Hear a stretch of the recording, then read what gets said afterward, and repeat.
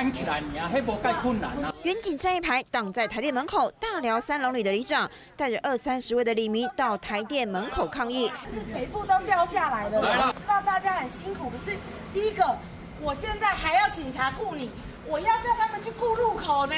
来到3楼里，进到里民的家中，大白天的，民众家里还得点蜡烛。我这边来，不然我上厕所怕摸着怕摔跤啊。你闻到这哈，对不对？有一个味道了。做人爱较有良心的啦，做到那样还有你嫌。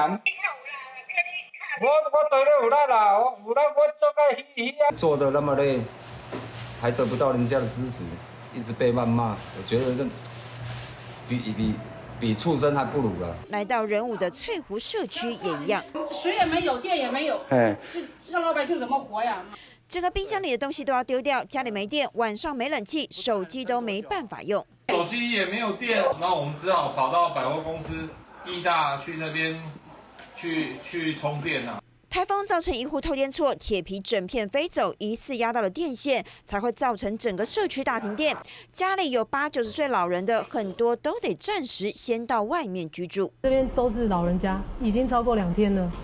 老人家应该是已经撑不住了。这次3坨台风造成很多电线杆倾倒歪斜，台电人员从全国调拨人力南下进驻支援，加紧抢修中。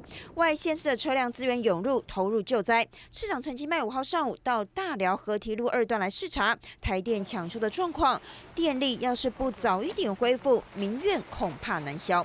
3立新闻高雄综合报道。